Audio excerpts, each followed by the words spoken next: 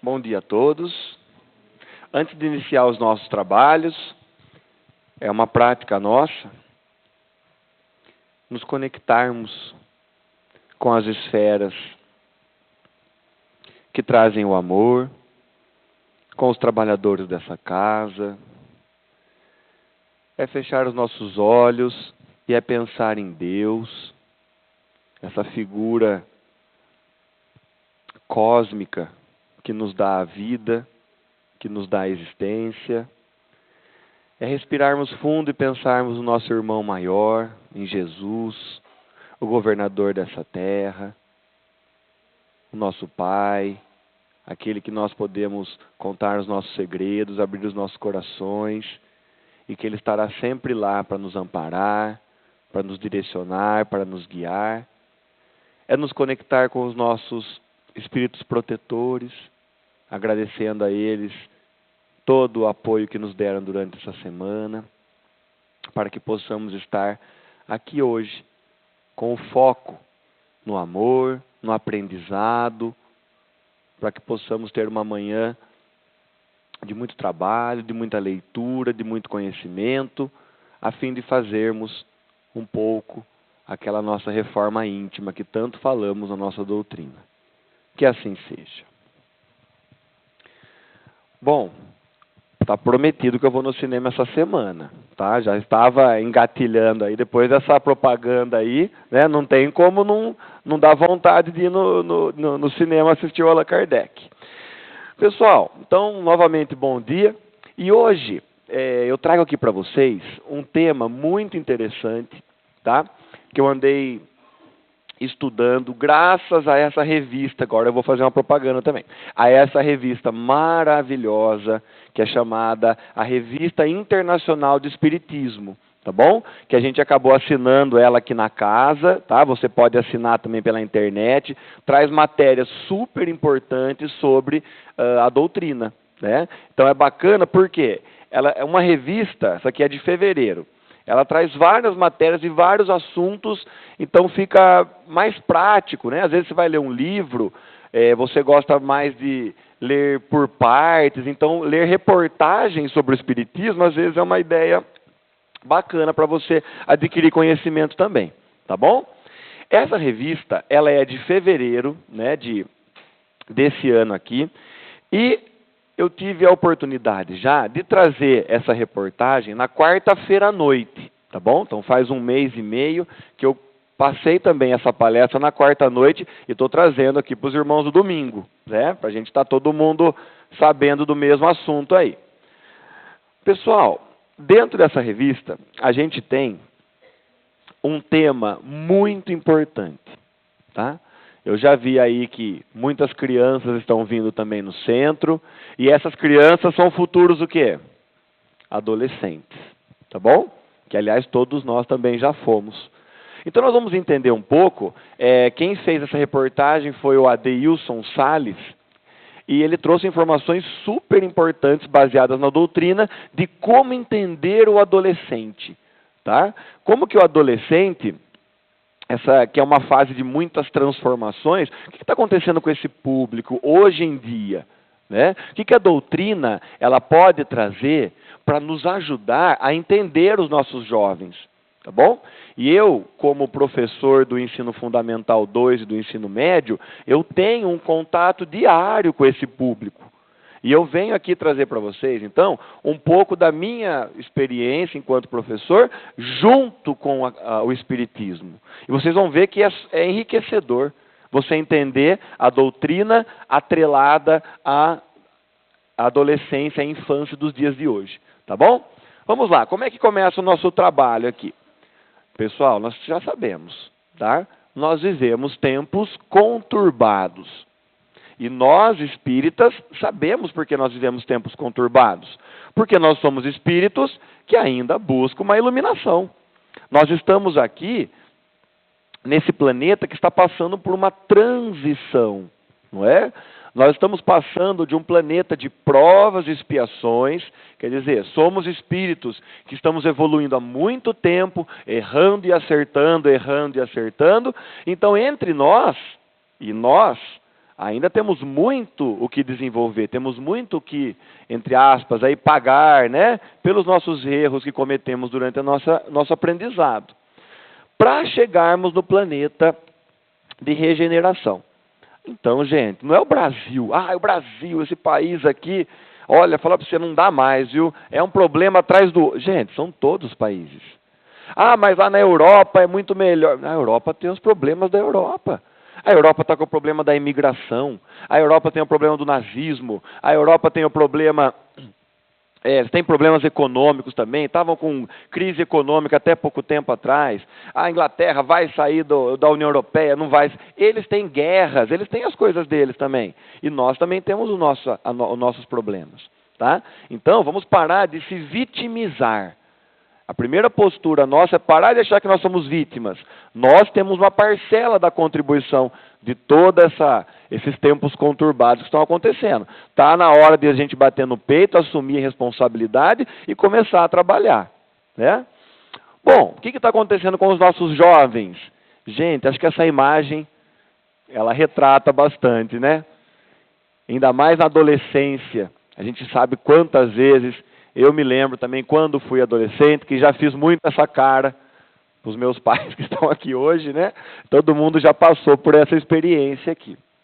Gente, mas parece que, talvez por hoje nós termos mais informação, mais comunicação entre as pessoas, parece que nós estamos vivendo tempos em que as angústias dos jovens estão mais intensificadas.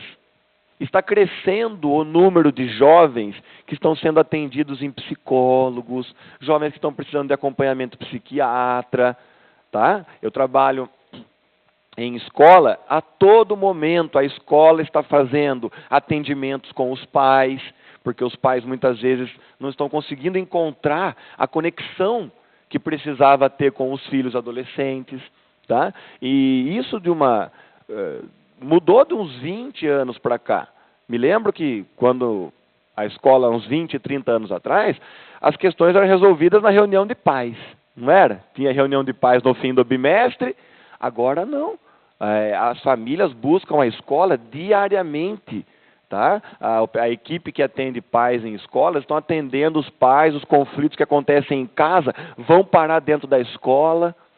Hoje em dia, com a questão da internet, não é? Então, muitas vezes, conflitos que acontecem dentro da sala de aula extrapolam a escola. Antigamente, era briga dentro da escola. Acabou a escola, acabou a briga. Saiu da escola, acabou a briga. Agora não, isso continua na rede social, continua na internet. Problemas fora da escola acabam caindo dentro da escola. Então, nós estamos vivendo momentos conturbados. E o que o Espiritismo pode trazer para nos ajudar a entender esses nossos jovens que são nossos irmãos, tá? São nossos filhos, são nossos netos, mas que eu vim pensando nisso, sabia? Eu vim pensando assim, que eu estou com o meu... Olha o jeito que a gente fala, né? Eu estou com o meu filho de 6 meses, que amanhã ele completa 6 meses. E eu falei, nossa, que bom que vai ser eu ir lá na frente e exercitar em mim mesmo, entender que o meu filho não é meu filho, não é? Então os nossos filhos não são nossos filhos, são filhos de Deus, que são nossa responsabilidade. Parece que até pesa um pouco mais quando eu começo a pensar desse jeito. Então, como tratar melhor a nossa responsabilidade enquanto educadores, enquanto pais? Tá bom? Lembrando que ele não é nosso, ele é de Deus. Quer dizer, a conversa fica mais pesada ainda, né? Se fosse seu, você falava, é meu. Não, é meu, é meu. Não, é de Deus.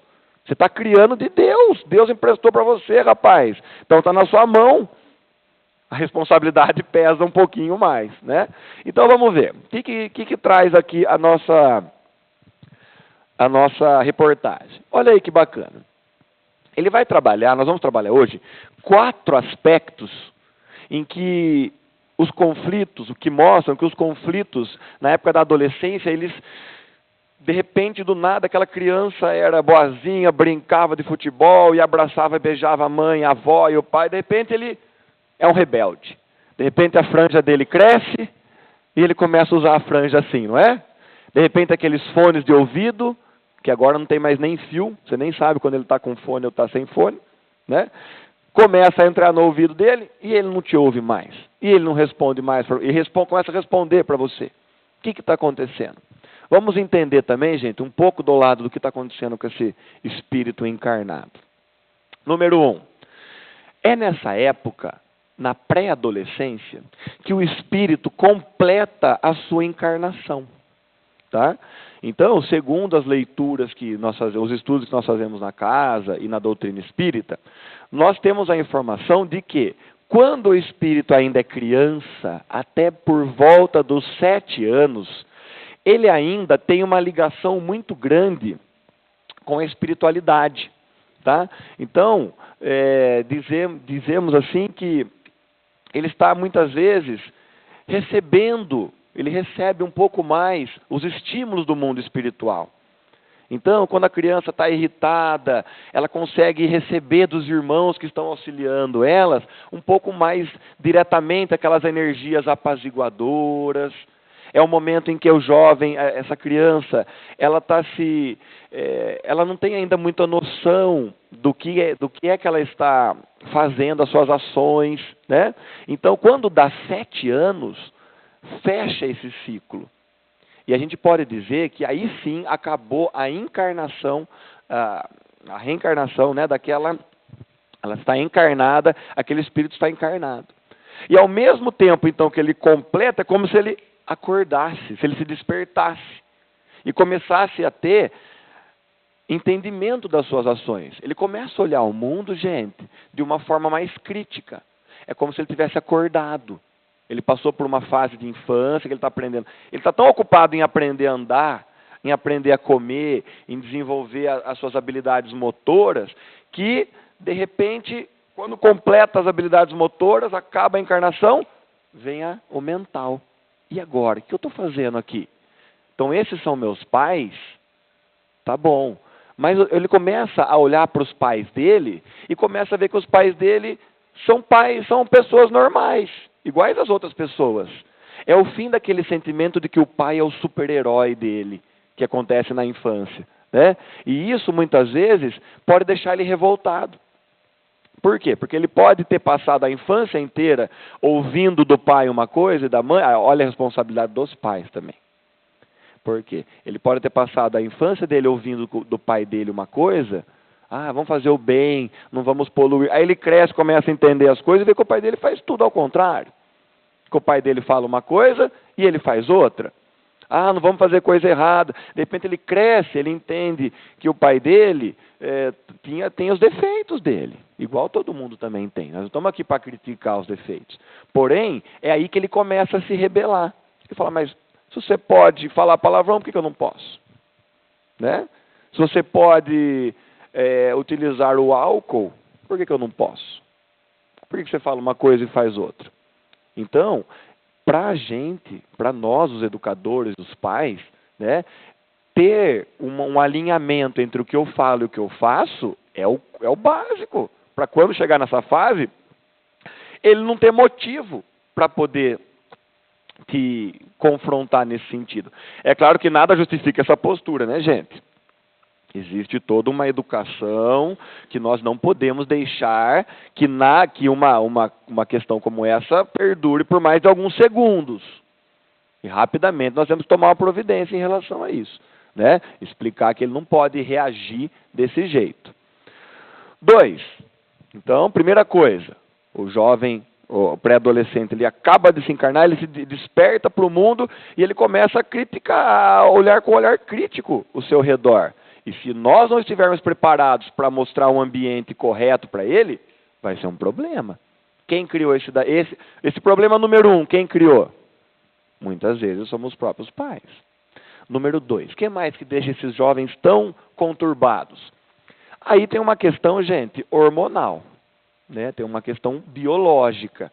Os hormônios, o corpo dele começa a liberar realmente elementos químicos que vão ter uma influência nas ações dele também. Tá? Ele também começa a ter uma carga maior de hormônios que vão levá-lo em busca de descobrir o mundo através do seu corpo físico.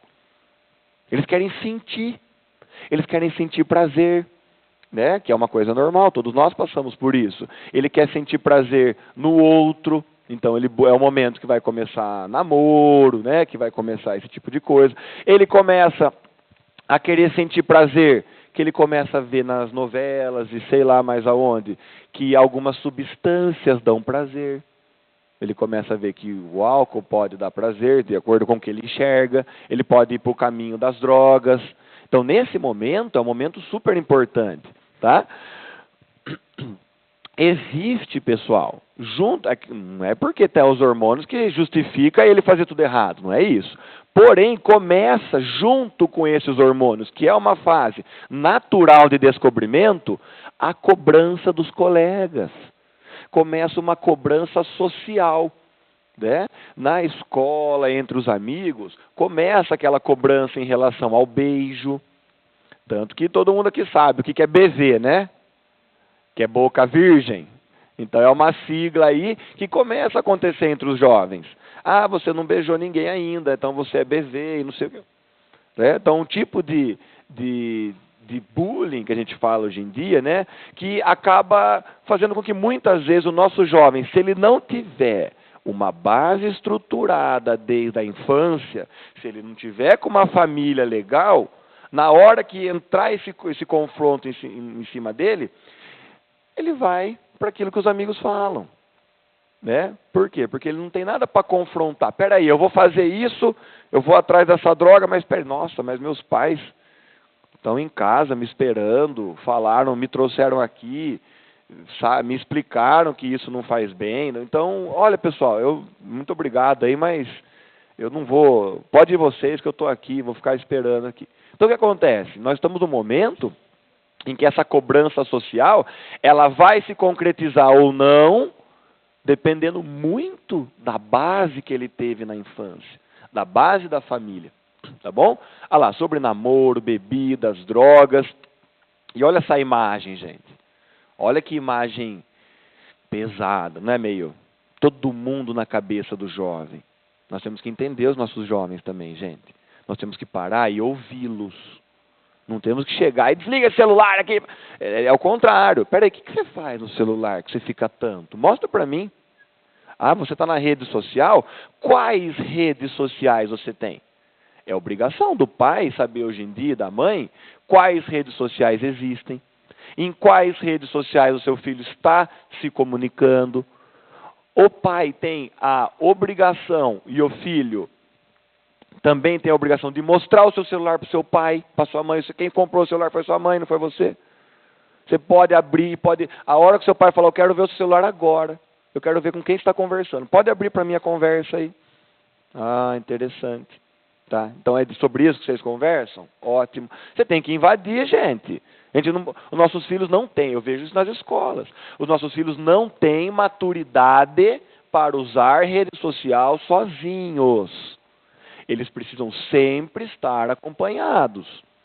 É claro que agora começa a desenvolver uma certa individualidade, mas deixar o filho sozinho com o celular é deixar o filho assim, ó. É um monte de site falando o que ele tem que fazer, é um monte de youtuber falando como ele tem que se comportar, e você? E você falando como ele tem que se comportar?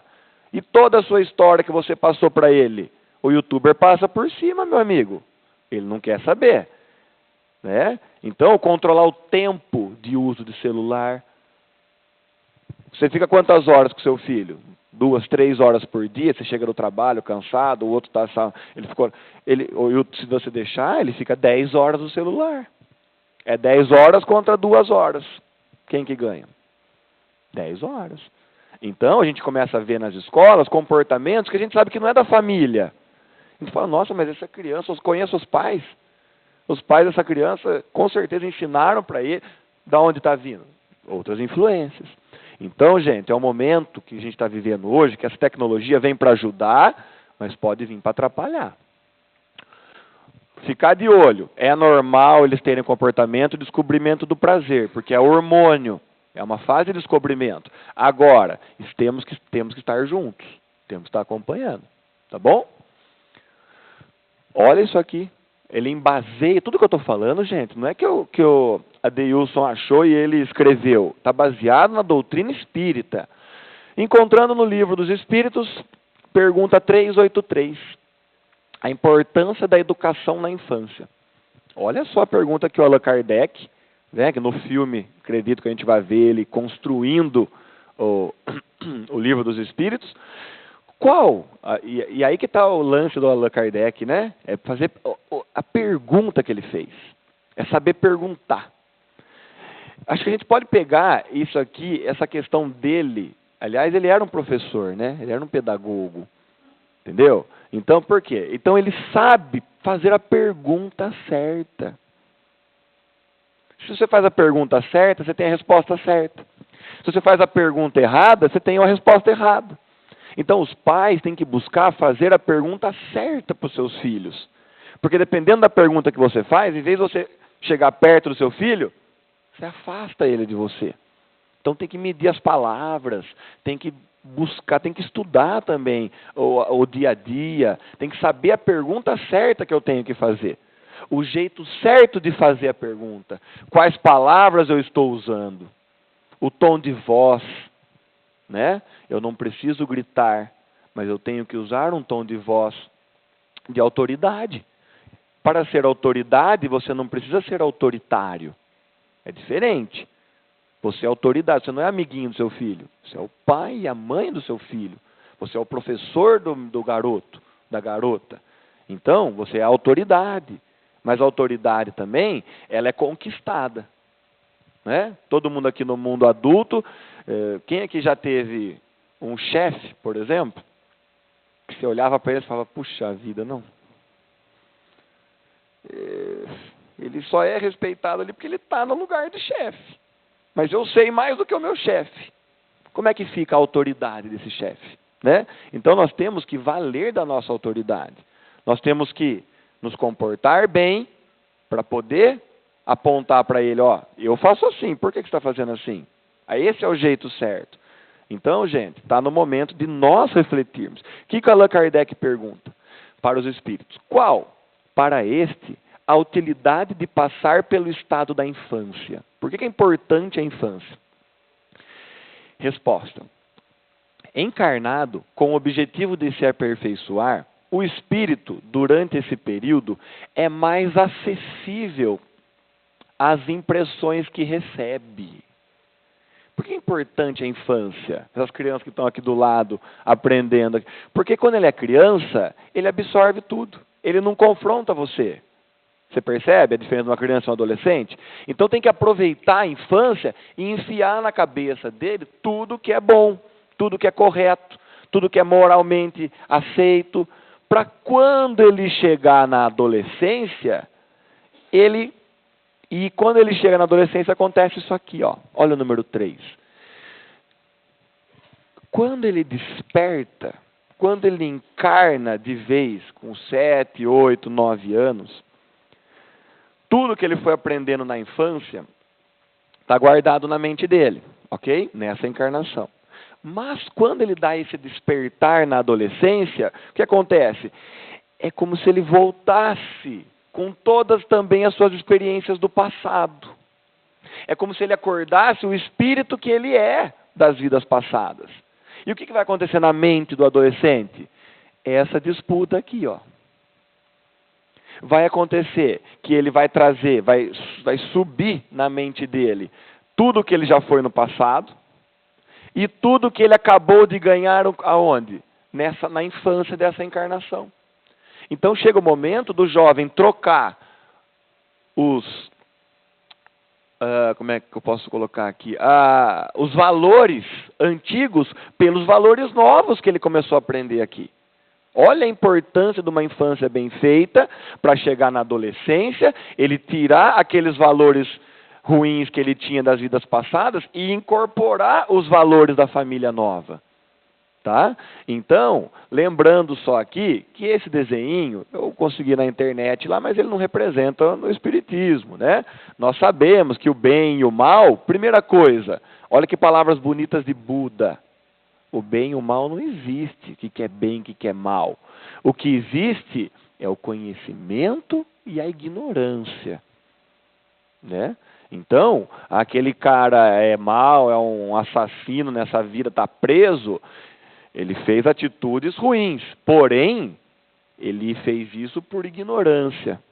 É claro que ele vai sofrer todas as condenações da lei terrena e também da lei espiritual.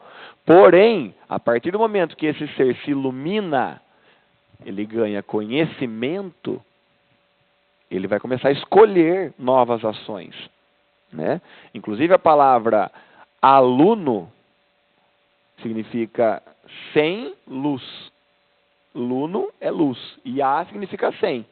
Então ele é um aluno, ele não tem luz ainda.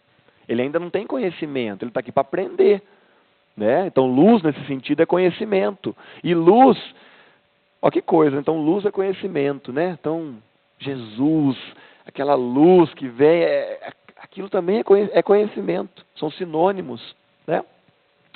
Certo, pessoal? Então olha a importância da infância para na hora dele crescer e começar a fazer as suas escolhas, poder escolher o que ele aprendeu nessa vida e não ficar dando ouvido para aquelas imperfeições que ele trouxe do passado. Estamos chegando aqui no nosso fechamento. 4, pessoal. Dos 3 primeiros itens que eu comentei ali, são aqueles itens um pouco mais comuns a todos os jovens, tá?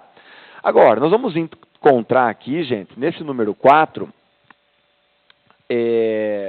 um outro item que pode aparecer nos jovens, nas crianças, que é uma mediunidade ostensiva, que é uma mediunidade ativa, né? Todos nós sabemos que todos somos médiums, em maior ou menor grau.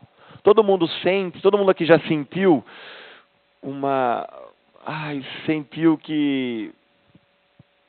que alguém estava precisando de você, você já sentiu que ia acontecer alguma coisa de errado, ou você já teve aquele sentimento de, nossa, como o dia hoje está gostoso. Isso é mediunidade.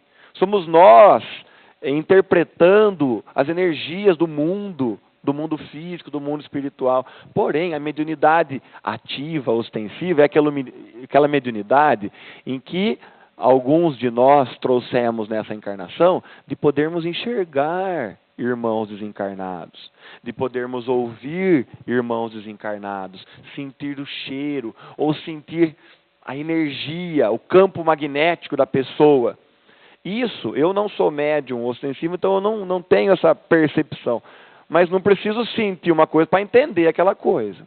Ao estudar, o que a gente percebe? Que trabalhando aqui, é uma questão um pouco, bem intensa, né? É um movimento intenso. Imagina uma criança que de repente começa a ver pessoas que já se foram, por exemplo, né? O Chico Xavier, que via a mãe, se não me engano, né? Via avô, via a avó, via a tia. Imagina uma criança vendo um ser de outra dimensão. Imagina uma criança que ouve vozes no quarto enquanto está sozinho, né? Quer dizer, já é uma coisa diferente, intensa para ela. Se ela não tiver a família para dar um apoio, para que ela possa se abrir com a família, mãe, pai, eu não sei, eu estou ouvindo, alguém está falando comigo aqui, enquanto não parece que não tem. Se a gente não acolher essa criança nesse momento, buscar entender o que é que está acontecendo, que isso é um dos trabalhos da casa espírita, né? A gente vai diagnosticar o que essa criança? Esquizofrenia. Vamos colocar o pessoal para tomar remédio, para tomar calmante. Quantas crianças nossas não estão sendo medicadas o tempo inteiro? Claro que tem casos clínicos, gente. Não estou falando que tudo é espiritual. Quando do espiritual passa para o corpo físico, a gente tem que cuidar do corpo físico, tá? Hoje, se não me engano, no Fantástico, vai falar uma reportagem, vocês viram? Vai falar do remédio do autismo, que estão dando remédio para as crianças autistas, que na verdade é... Alguém viu a reportagem? É água sanitária, né? Que é igual água sanitária. Então, quer dizer, nós temos que tomar cuidado, antes de sair medicando os nossos filhos e entendendo, buscar a fundo. Existe o lado espiritual, existe o lado físico também, que merece toda a atenção. Tá bom? Então, o que acontece aqui? O nosso filho, ele pode ser médium. Ele pode ser um médium. E a gente não sabe. Estando numa família espírita, existe talvez uma chance um pouco maior dessa criança ser amparada espiritualmente. Mas e os nossos jovens que estão em famílias de religiões diferentes, que não têm essa percepção do mundo espiritual, como não sofre? Como não passa a vida inteira angustiada, achando que ela mesma é louca, não confiando nela, achando que ela vê coisas, né? Então, gente, nossa função aqui é conversar com os amigos, né? Conversar com os familiares quando aparecer uma situação, né? Acredito eu. Olha aqui, como é que funciona essa mediunidade na adolescência? Influem os espíritos em nossos pensamentos e em nossos atos? Muito mais do que imaginais. Influem a tal ponto que, de ordinário, são eles que vos dirigem. Olha a pergunta, gente, que a gente está sozinho, mas nunca que a gente está sozinho. Agora, quais espíritos vão influenciar os nossos filhos? Qual ambiente que eles vivem? A nossa casa está sendo um ambiente de paz, estamos buscando nos melhorar a cada instante.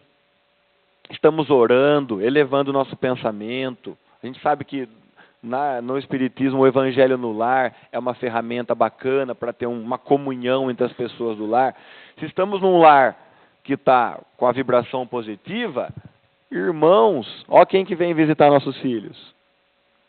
Olha que imagem bonita, emociona, né, gente? Então quem que são? São espíritos amigos, são espíritos irmãos que vêm nos ajudar, vêm nos abençoar. Agora, dependendo da nossa situação, os irmãos da mesma sintonia vão nos procurar, gente. Se a nossa casa está sempre em conflito, está sempre em briga, o marido está sempre brigando com a esposa está sempre brigando, é palavrão para todo lado, é um xingando o outro, é agressão física, olhou para o filho, é castigo, castigo, castigo, não quer nem ouvir falar o que aconteceu, é castigo, castigo. Que irmãos que vão se aproximar? Que irmãos que vão se alimentar desse ódio, que irmãos que vão se alimentar desse conflito? São esses irmãos nossos que ainda estão na ignorância. E vão entrar na nossa casa e vão falar o quê? Nossa, olha só, esse jovem, ele é médium, ele me vê. Esse aqui me ouve, eu vou chegar nele. É através dele que eu vou fazer ele causar conflito em todo mundo. Então eu vou fazer ele ficar no celular. Ele gosta desse celular. Se eu ficar na cabeça dele, vamos para o celular, ele vai brigar com a mãe. E a mãe vai brigar com o pai. E é o pai que eu quero atingir, por exemplo. Então eu posso usar esse sensoriamento a mais que ele tem para causar um conflito, por exemplo. Né? Então, gente, nós temos que tomar cuidado. Onde que essa mediunidade pode aparecer? Não é só ver seres de outra dimensão, irmãos nossos, ouvir. Mas isso pode, muitas vezes, se manifestar nos vícios que os jovens começam a ter nessa fase. É vício em rede social, olha lá, o Instagram. Ó, os pais têm que saber isso aqui de cor, gente. É aqui que os seus filhos estão, ó. Ele está no... Aliás, algum jovem me corrija se eu estiver errado. Instagram, é o Facebook, é o Twitter, é o YouTube e é o Snapchat. Se você não está sabendo nenhum desses, você não sabe, está faltando dar uma pesquisada. Seu filho, seu neto está aqui dentro. A foto dele está circulando o mundo inteiro. O que ele escreve está no Twitter, @, não sei o que, está no mundo inteiro o que ele escreve. Né? Outra coisa, jogos eletrônicos. Estamos com um caso na escola que eu trabalho, de um aluno que ele vai ficar uma semana sem ir na escola, porque foi diagnosticado com vício de jogos eletrônicos. Foi no psicólogo, vai tomando medicação, vício em jogos eletrônicos. Né? Então, tudo bem, é legal, eu também jogo muito jogos eletrônicos, eu gosto, tá? Eu sou um pai que joga videogame. Então, ó, por exemplo, isso aqui, ó, você sabe o que é um Fortnite? Os pais têm que saber. Esse é o jogo de maior sucesso entre os jovens hoje em dia. Né? Então a questão aqui não é que o jogo faz mal, é quanto tempo ele passa no jogo. Ele está trocando as amizades pelo jogo, Ele está trocando sair para ficar jogando. Ele está deixando de comer para ficar jogando. Ele não desliga o videogame a hora que a família vai se organizar para fazer algum evento. Ele desliga o videogame, ele fica irritado, ele fala palavrão quando ele está jogando. Calma, então tem alguma coisa errada, né? Então, nós temos que ficar atentos, gente. Pode ser irmãos que estão se manifestando dessa forma. Vamos ficar ligados. Vamos trazer o nosso filho para nós. Não vamos perder eles para o mundo eletrônico. 3. Sexualidade. Pornografia. Acessível na palma da mão, né? Então, gente, ficar esperto com essa questão aí que também muitos e muitos jovens viciados em sexo virtual, né? Sem contar que essa sexualidade virtual causa no futuro, no mundo adulto, muitas vezes, o que a gente chama aí de maníacos, acaba atrapalhando a vida pessoal da pessoa, né? Ela acha que o sexo só tem a ver com a pornografia. Na verdade, a gente sabe que o sexo tem a ver com amor, tem a ver com carinho, tem a ver com companheirismo, tem a ver com construir uma família. Como vai crescer um jovem que cresceu entendendo que sexualidade é o que ele vê na internet? Cadê aquela conversa do pai e da mãe? Cadê aquele diálogo explicando, seu namorado, sua namorada, mas é assim, vamos devagar, estamos juntos, a gente está junto. Deixa eu conhecer ele, quem que é aquele ali? Vou conversar com ele, vai conversar com o garoto. Sim, senhor. Já deixa ele também constrangido e já mostra que você está ligado nas coisas. Não pode deixar as coisas saírem das nossas mãos, né? Quantos casos desses que está passando? Não passou esses dias? O caso da boneca lá, que entrava, nem vou falar mais, porque é tão feio isso aí, tão triste. Drogas, né, gente?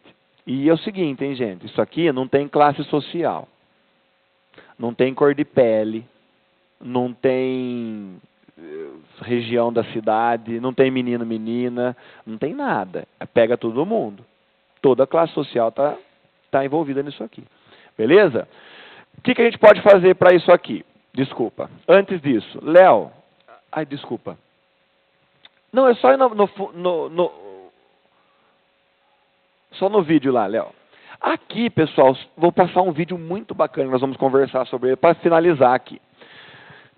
Como assim?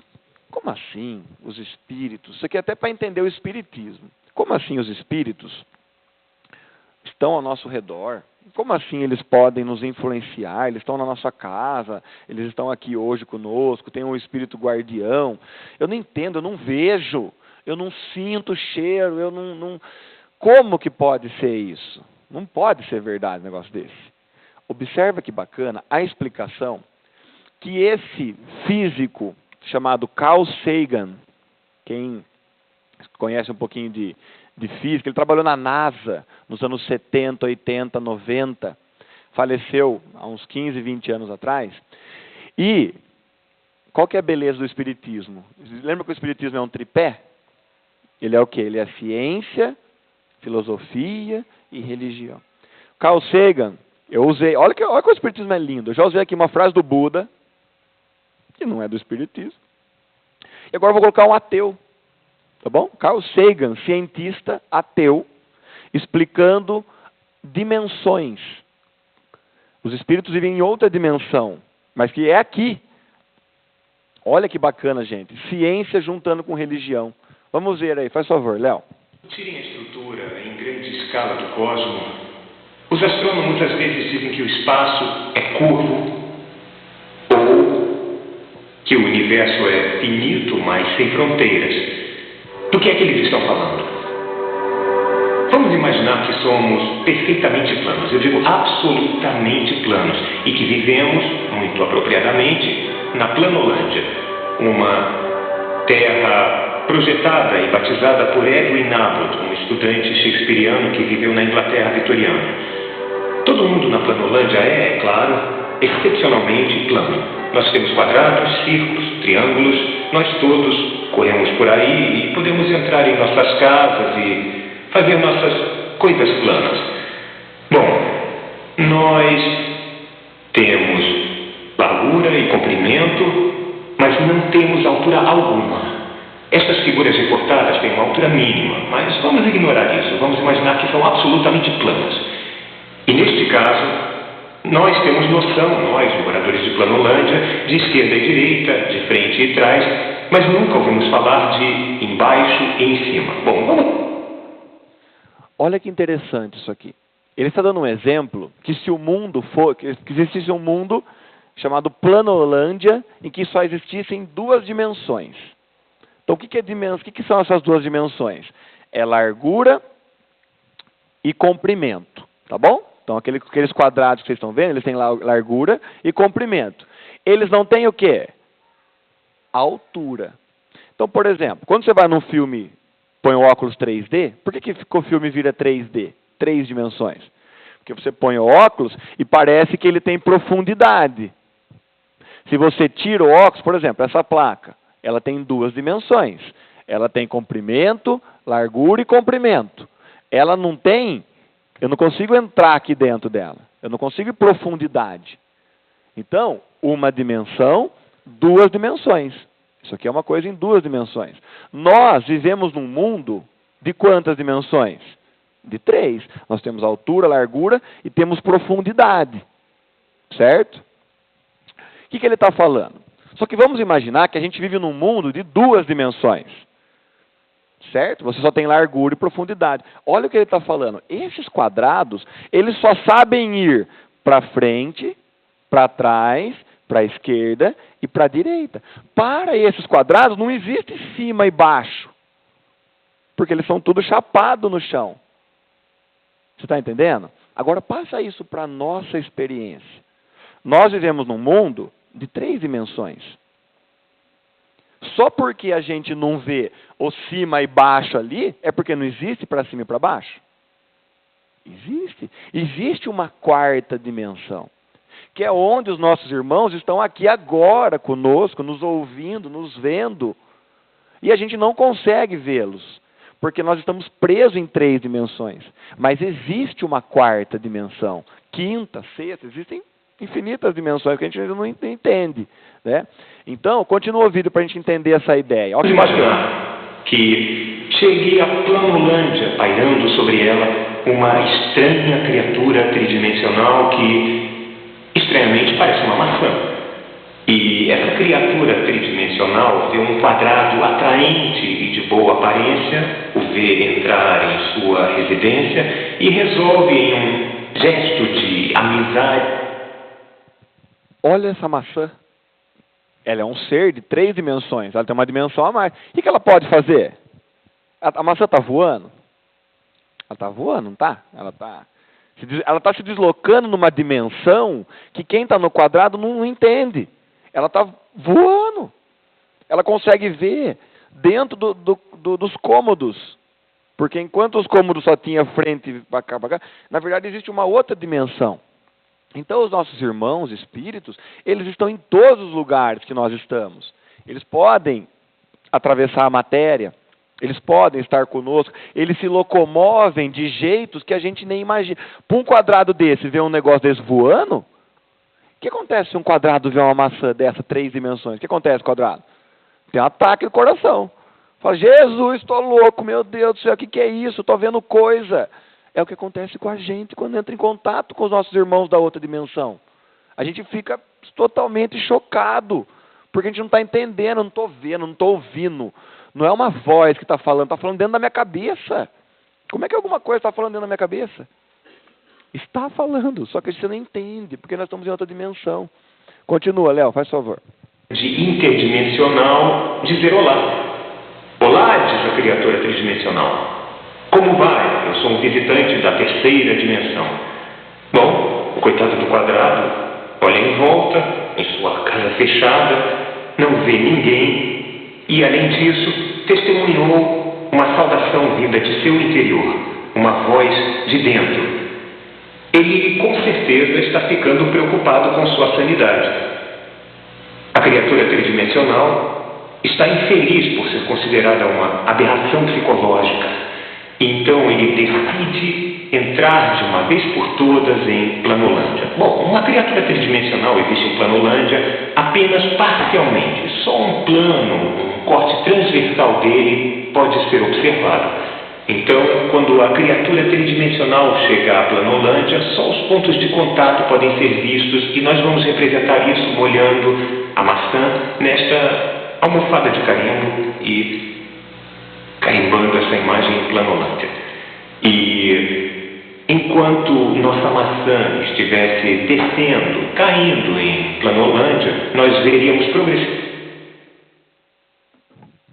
Você viu? Quando a maçã, que tem 3 dimensões, ela entra nas 2 dimensões, ela parece inteira? Não, você só consegue ver alguns aspectos dela, só o que a gente consegue perceber. Então, o que a gente consegue perceber da ação dos espíritos? É aquela vontade que você tem, que você fala, nossa, será que sou eu mesmo que estou com essa vontade de fazer essa coisa? Né? A gente consegue pegar aspectos sutis da presença dos nossos irmãos. Tirando os médiums, que pegam os aspectos mais pesados mesmo. Então, gente, o que ele está querendo dizer aí? Que existem outras dimensões, seres de dimensões diferentes podem ocupar o mesmo plano, o mesmo espaço. Eles podem se comunicar, e existe essa comunicação entre os planos, e o Espiritismo está aqui para mostrar o que para você? Como que funciona essa lei natural dessa intercomunicação. Tá bom? Léo, você pode voltar no coisa, por favor? No projetor? Na slide? Obrigado. Não é legal a explicação do Carl Sagan? Coloca na internet para você ver que bacana. Quando eu vi isso, sabe, parece que eu entendi, falei, Jesus, é isso aí mesmo, Jesus. Isso aí mesmo.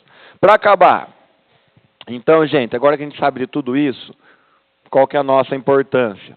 Companheirismo, temos que estar ao lado do nosso filho, não como iguais, mas como seres responsáveis por eles. Pai e mãe também, que é muito amiguinho do filho, também não dá certo. Perde-se o respeito, perde-se a autoridade. Temos que brincar na hora que tem que brincar, mas ele tem que entender que ele tem que fazer aquilo que você está, né, falando com ele naquele momento. Diálogo, tá bom?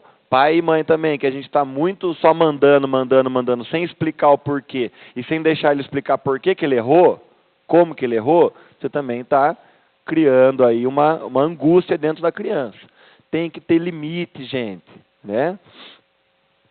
Orientação espiritual, bom, qualquer que seja, mas desenvolver esse lado no jovem, traz a ele uma noção de que ele não é o centro do universo, traz uma noção de que existe alguém maior do que ele e maior do que todos nós, tá?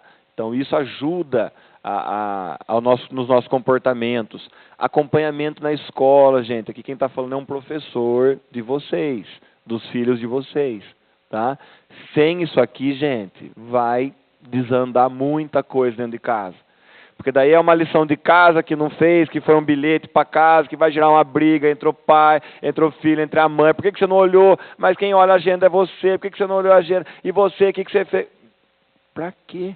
É só acompanhar. É só ficar em cima. É trabalhoso, gente. Ninguém falou que ia ser fácil ter filho, né? Fraternidade no lar. Temos que manter uma energia bacana no nosso lar. Coerência nossa entre a fala, a atitude e o nosso pensamento. Acredito que baseamos todos esses nossos pensamentos no exemplo maior, que é Jesus, né? Que se ele tivesse um filho hoje em dia, ele ia estar acompanhando ele na escola, viu, gente? Ele ia estar acompanhando, fazendo lição junto, que é isso que um pai ou uma mãe tem que fazer nos dias de hoje, tá bom? E eu finalizo aqui com um bom dia para todos nós, que possamos ajudar esses nossos irmãos que estão passando pela adolescência, a passar por esse momento turbulento de uma maneira mais tranquila, mais calma, e que a gente possa aprender com eles também. Eles têm muita coisa para ensinar para nós, tá? A gente que acha que sabe tudo, eles estão num mundo, esse mundo novo aí, eles conhecem mais do que a gente. O que eles não sabem são os limites, são as experiências que nós podemos... Então é uma troca, gente. O seu filho adolescente está na sua vida para fazer trocas com você, para te ensinar a ter vontade de viver, porque às vezes a gente vai ficando mais velhinho, vai ficando mais quietinho, né? Chega aquele filho adolescente chutando a porta e com energia lá em cima, Aproveita, gente. É ele lembrando você que você tem que ter energia. Sai do sofá, vai com ele, sei lá para onde. Tá bom? Então, um bom dia a todos. Agora chegou aquele momento de refletirmos sobre as palavras de hoje e de nos dirigirmos à Câmara de Passe, ok? E o passe será feito pelas fileiras, né? Momento de prece, de silêncio, e que nós possamos agradecer em pensamento aí todo esse conhecimento da doutrina chegando até nós. Que assim seja.